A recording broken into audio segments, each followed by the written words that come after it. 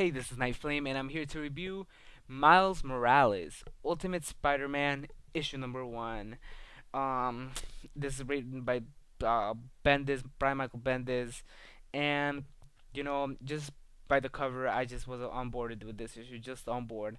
So, it has a. If you haven't read the past issues, it really does a good job recapping you on the whole Miles Morales character thing with the first page. So just read that and let me tell you about this issue. So it starts off with how after Cataclysm, Shield was just totally broken off. Shield was done for the government, like think canceled it or something. But Shield was just done. So this guy, he says he needs their prisoner, and now it's not their. It's not theirs. It's like it's not their responsibility anymore. It's this guy's responsibility. So, they're talking about Norman Osborn. Norman Osborn, the guy who killed the Ultimate Spider-Man and Peter Parker from this world, the Ultimate Peter Parker. Um, he says, "I'm gonna burn you all." That's the only thing. That's the only word he says. And the Shield guys are really happy that they're getting this psychopath out of their hands.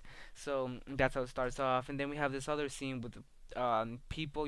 Good. They're good people. Good people who are talking about Captain America's death and how they one of them thinks he's gonna come back alive because this is just it. It always happens when people need help. Superheroes come back alive. So that's what they're talking about. And they suddenly get attacked by two characters that look like Spider-Man. They're two twins. They get attacked by them. They're villains, and they steal. It looks like they steal a bunch of like cash and stuff. That's what they do. Then we see Miles and his girlfriend Katie Bishop. I don't really know what she is or what. I mean, I'm gonna find out more after because I'm really interested in this character.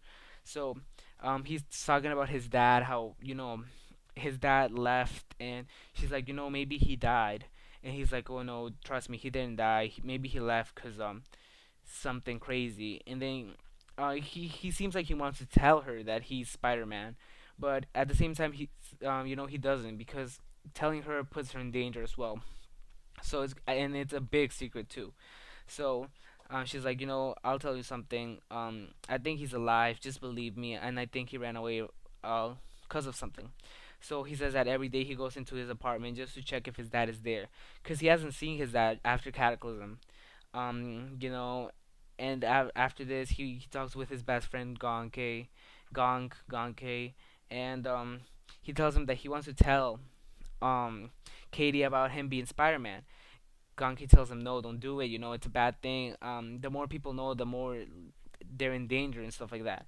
So he's like, yeah, I'm gonna ask an expert on this. So then we see the Green Goblin, a scene with the Green Goblin, Norman Osborn. He escapes a truck. He sets it on fire, and the Green Goblin's free. So then we see that Miles Morales talks to Mary Jane from this world, which I thought was pretty cool.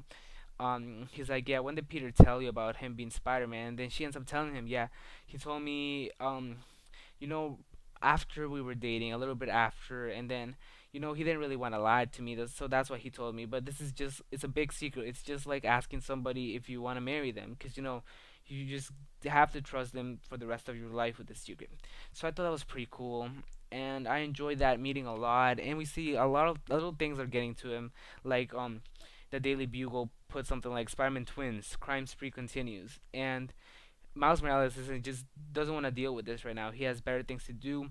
He goes to check within his dad's apartment one more time, and he finds a character in there, like some person going through his stuff, and he's like, you. But he ends up taking his mask, so the person sees his face, cause he's in his suit, but he doesn't have his mask on. Miles doesn't have his mask on, so he's like, yeah, I think one of us is in the wrong apartment. And then the guy is like, yeah, sorry about that.